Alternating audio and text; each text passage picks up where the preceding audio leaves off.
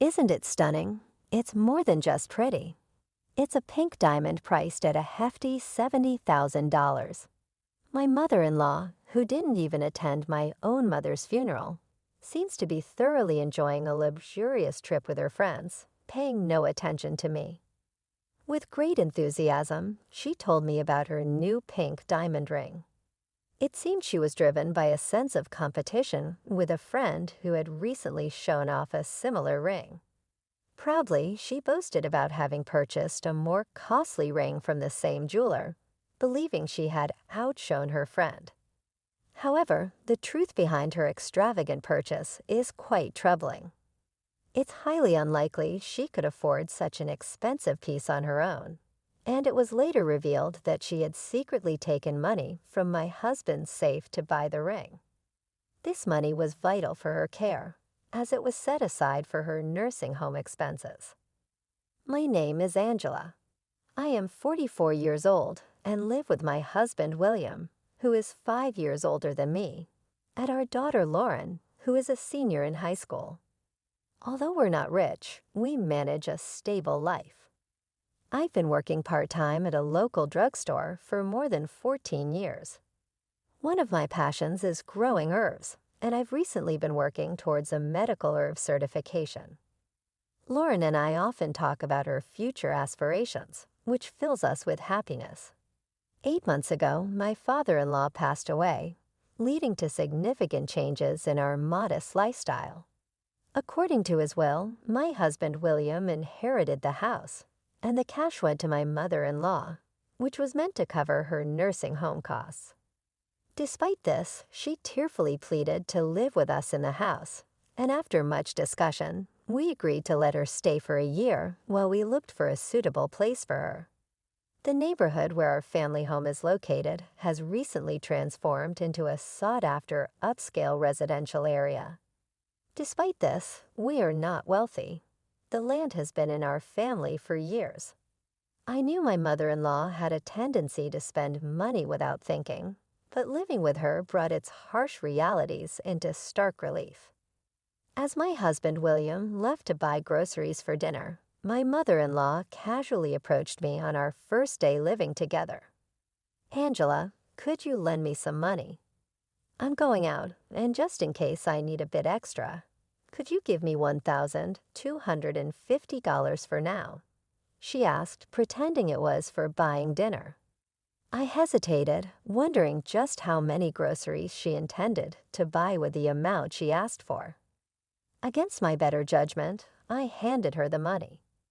3 hours later, she returned home by taxi, her arms full of bags from a high-end department store, overflowing with costly deli items and sweets. Tonight we feast. I wanted to try these side dishes. They're supposed to be delicious. "And we have desserts too," she exclaimed with pride. Curious, I asked, "Mother, how much did all this cost?"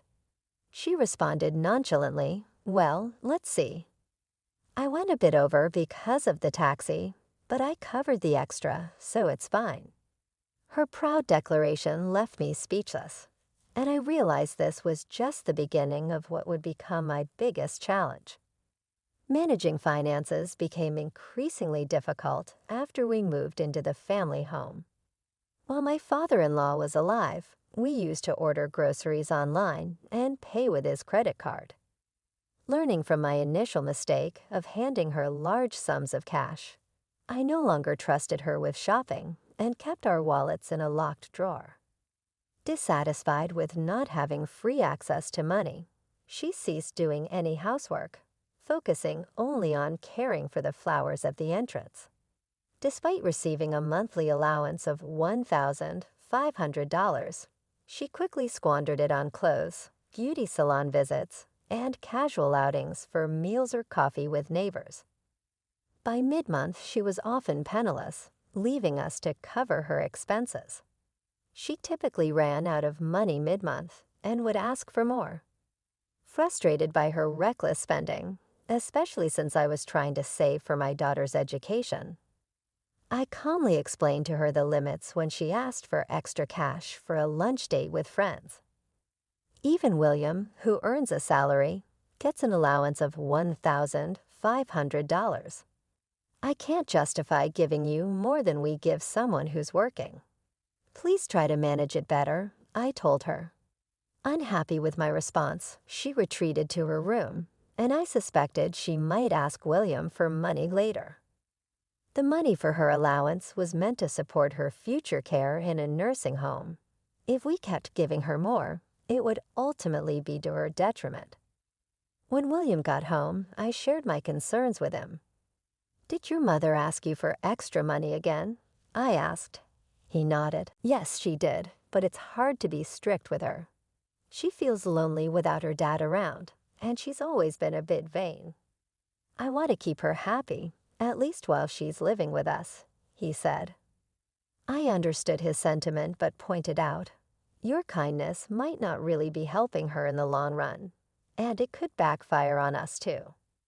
My mother-in-law had a habit of showing off, especially in front of her two old friends who were mothers of my husband's classmates and lived nearby. I had first noticed this during the funeral arrangements for my father-in-law. "William, it's your father's funeral. Arrange the altar like this and get more extravagant flowers. The neighbors are coming, don't embarrass your father," she directed.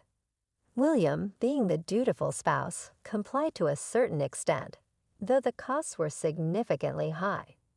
Her primary aim was always to impress the neighbors. At the funeral, she only greeted the families of her two friends, seemingly focused on maintaining appearances. One day, after she returned from lunch with these friends, it became even more apparent how much she felt the need to keep up with people from a more lavish lifestyle. She returned home with a gleam in her eyes, clearly excited. Today Doris showed me a ring worth $25,000 that her husband bought for their golden wedding anniversary. "I've never seen a ring that expensive before. It's a fantastic gift," she exclaimed. Then, with a hint of superiority and a dose of sarcasm, she turned to me and said, "You don't have such wealthy friends, do you, Angela? You'll probably never see anything like that in your lifetime." Her words were designed to belittle me. As she continued, "Angela, you're so plain. Why don't you wear some makeup? Have you ever been to an upscale lunch?" It was all about trying to make me feel inferior. I tried to brush off her comments, but her attitude toward me grew increasingly hostile, particularly after I had refused to give her more money following the settlement of my father-in-law's estate and our search for a nursing home. Around the same time, my mother's health dramatically worsened. When my sister and I hurried to the hospital, the doctor told us that she had about 4 months left to live due to advanced cancer. She was in a delicate state and could decline at any moment. My mother had occasionally mentioned feeling unwell previously, but she was a person who rarely showed any signs of vulnerability. I deeply regretted not having been more attentive to her condition. I asked my sister to stay with her while I returned to her apartment to gather some clothes and other personal items. As I packed a large bag in her bedroom, I found some cash in a drawer, likely set aside for her monthly living expenses. I decided to take the cash with me, intending to quickly shower and then head back to the hospital to be with her. I left the bag in William's upstairs room, and after getting ready, noticed that the zipper was slightly open. A wave of unease hit me as I checked inside the bag and discovered the cash was missing. Fighting the surge of anger, I went downstairs to confront my mother-in-law in her room. "Mother, may I ask you something?" I said as she was getting ready to leave. She turned to face me and asked, "How's your mother doing?" "I have plans with my friends right now." I pressed on, "The money that was in the bag in our room, you have it, don't you?" "That money belongs to my mother. Please return it." "I don't know what you're talking about. I never go upstairs. Are you accusing me of stealing?" She snapped back, brushing past me to head for the door. "I'm going out for a fancy French dinner with my friends tonight, so I don't need your poor excuse for a meal." Give my regards to your mother, she added with a smirk, leaving the house and leaving me in shock. Just then, Lauren, my daughter, came home and noticed my distress. "Mom, are you okay?" she asked, seeing the turmoil in my eyes. "Your grandmother's money. My mother-in-law took it." I can't confront her without evidence. I confessed as tears began to naturally fall. Lauren gently stroked my back to calm me down. I've seen her sneaking down from upstairs before. To think she would stoop to taking your grandmother's money, I can't forgive her. "But how's Grandma?" "If you're going to the hospital, I'll come with you. Let's think of a way to deal with this," she proposed, her words buoying my spirit slightly despite the circumstances. As we walked to the car, Lauren's support lightened my heart a bit. Despite feeling sorry for my father-in-law, I realized that I needed to protect my family in my way. A few days later, however, my mother's conditions suddenly worsened, adding another layer of urgency and distress to our already strained situation. This unexpected turn forced us to rally together and put family first, showing strength in the face of adversity and reevaluating our priorities and the dynamics within our home. In her final days, my mother was often lost in a daze, though there were moments when she was startlingly clear-minded. I took every opportunity to express my gratitude to her for the way she raised me. Her love, her encouragement of Lauren's dreams, her support for the plans William and I had for our future, and her companionship into our old age. Though she couldn't speak much, her eyes would sometimes sparkle with understanding, and she'd nod gently as I spoke. During these emotional days, I remembered a significant conversation with my father-in-law before he passed.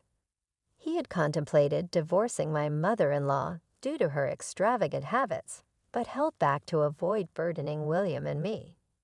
He had made me promise to sell the house and move my mother-in-law into a nursing home after his passing. This was because her spending had gotten out of control once William began kindergarten, influenced by living in a wealthy area and the pressure to keep up with affluent neighbors. She seemed to have deluded herself into believing she was wealthy, perhaps spurred on by William's success at a prestigious company. Reflecting on this, I regretted not following through with his wishes sooner, which might have prevented the unfortunate incident with my mother's money. When the time came, William and Lauren were there for my mother's final moments, but it was my sister and her husband who were with her at the very end. After her passing, as we prepared for the funeral, my mother-in-law was conspicuously absent. I decided to extend one last gesture of kindness towards her by conducting a small, quiet funeral without her presence. I tried reaching her, but she didn't answer her phone, and it seemed she had stayed out all night. When she finally returned, it was with a light-hearted demeanor, untouched by the somber events. "My condolences for your loss. It must have been hard," she greeted me, seemingly oblivious to the depth of our grief. This contrast between her mood and the solemnity of our family's loss struck a dissonant chord, highlighting the differences in our perspectives and priorities. I couldn't help but notice a dazzling new jewel in her hand, a pink diamond that sparkles under the light. "Look at this beauty. Isn't it gorgeous? It cost $70,000. She exclaimed with a proud smile. Surprised, I asked, "Mother, how did you manage to buy that?" "Oh, I bought it, of course." Doris introduced me to a boutique in Philadelphia, USA, that you can only visit by reservation. So I went there for an overnight trip with my friends. The hotel we stayed at was lovely, and the meals were divine, she replied. Her words left me dumbstruck. Here I was, mourning at my mother's funeral, and my mother-in-law was off in Philadelphia, enjoying luxury shopping with her friends. I bought something even pricier than what Doris showed me. "Feels good," she declared smugly. Struggling to grasp the situation, I asked, "But how? You don't have that kind of money." Where did you get it?" Her answer came nonchalantly. "Oh, I found it in William's room safe." My passbook was in there with exactly $770,000. Since it's in my passbook, it's my money, right? I felt a chill run through me. Her actions, especially during such a sensitive time, were disappointing, though not entirely unexpected. It confirmed she had been sneaking around our upstairs room. The passbook was supposed to be secure in the study room safe that William now used. That safe, an old-fashioned dial type, was often left unlocked by William, who found it cumbersome to use, assuming security was sufficient since the study was locked. On the day of my mother's passing, I had left the study unlocked, suspecting she might try to sneak in and take the passbook. That $770,000 is from my father's inheritance. "Do you realize what you've done?" I confronted her. Unfazed, she retorted, "I know it's from your father, but it's my money. So what's wrong with using it?" Her response was disheartening, showcasing a disregard for family ties and the emotional weight of the moment. As I faced my mother-in-law, a mixture of pity and resolve washed over me. It's indeed your money, and you are free to use it as you see fit. However, that money was designated for your old age. Since we will be moving out, it will be up to you to manage your finances independently from now on. Initially, my mother-in-law looked perplexed by my firm declaration. But as the full impact of my words sank in, her expression turned ashen. She stammered, "Wait, isn't there a separate fund for the nursing home? It should be more than this amount, right?" "Yes, there was more originally," I explained patiently, "but it has been reduced due to the inflated cost of my father-in-law's funeral and your frequent requests for additional funds from William." Feeling the need to clarify her future options, I presented her with a stack of nursing home brochures that I had gathered over several months. She flipped through them, her hands trembling slightly, a silent testament to her dawning realization of the consequences of her actions. At that moment, William and Lauren descended the stairs. I had briefed them earlier about the unfortunate discoveries in the study, prompting them to come and assess the situation. Although William had initially been skeptical that his mother could have misappropriated the funds, the evidence was undeniable, and he supported my stance. Under different circumstances, I would have meticulously arranged for my mother-in-law's care in a suitable nursing home. However, her blatant disregard for our privacy and the theft of the funds compelled me to prioritize the safety and well-being of our own family. I made it clear that her actions, entering our private space and removing money, were utterly unacceptable. The breach of trust was severe, and I resolved to sever ties with her for the foreseeable future. "William, you'll continue to stay in this house, won't you?" I inquired, seeking his affirmation. It's heartbreaking to consider selling a home filled with so many memories, but looking after parents is a son's responsibility. As I clung to William, seeking solace and reassurance, I decided to double-check the safe one last time. To my dismay, not only the passbook, but also the additional cash I had withdrawn for the car inspection was missing. Overwhelmed by the betrayal, I turned to William, my voice laden with shock. "This is too much." "I trusted her," I exclaimed. His voice heavy with regret, William admitted the harsh truth, struggling to articulate the emotions swirling through him. His acknowledgement of the situation marked a pivotal moment in our family dynamics, reinforcing the necessity of the tough decisions we faced. I discovered she had borrowed $115,000, but there was more at stake, my mother's money. "What about the money you took that belonged to my mother?" I demanded, my panic rising. "Oh, I'll return that too." "Then we're fine, right, Angela? You'll forgive me now, won't you?" She replied, her tone rushed as she handed me the money. Still evasive about the $70,000 ring until the very end, Not once did she offer an apology for the distress she caused regarding my mother's funds. "I'm sorry, but I can't live with you anymore. I need to protect my own family from now on," I declared resolutely. She broke down crying, clinging to William, who was overcome with a mix of sorrow and frustration.